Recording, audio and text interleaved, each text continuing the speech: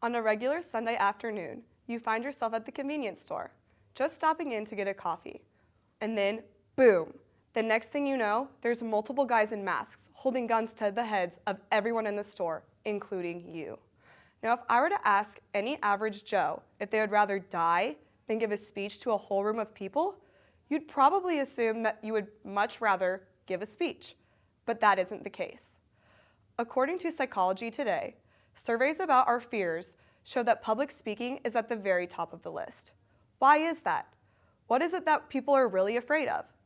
Even if you bomb the speech, it is unlikely that people will throw tomatoes at you, shun you from the community, or even be disappointed. Most of our presentation-related fears stem from the fear of embarrassment, criticism, forgetting bad past experiences, and failure. Nervousness is not a sign of weakness. Even professional speakers get nervous.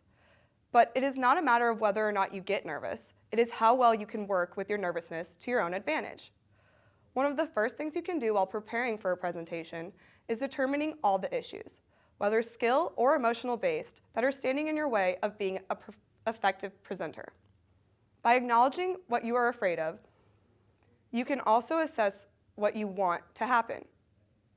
If you begin to think about what you want to accomplish through your presentation, you can redirect your focus from the anxiety to the goal. If one of your anxieties is drawing a blank, structuring your presentation or having a couple main ideas in mind before standing up to speak can release some of the stress. If one of your anxieties is making eye contact, one trick you can use is to look at the audience members' bridges of their noses.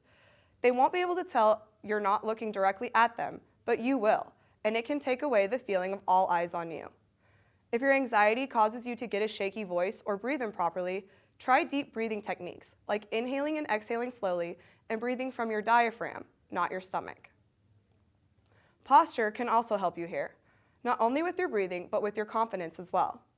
Standing tall and mighty can give you a placebo feeling of confidence. With an expansive stance, you will feel more in control and more powerful.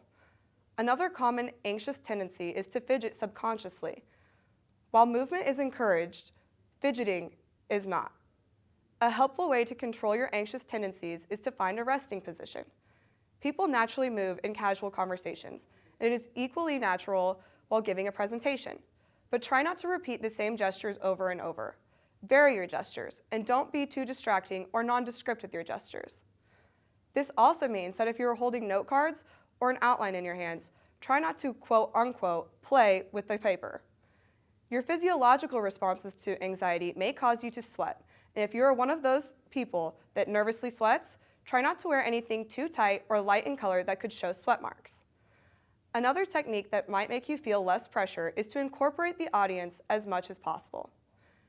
Everyone's favorite subject is to talk about themselves, and this way you will not only keep the audience engaged, but you will feel as if you are talking with the audience, not at the audience.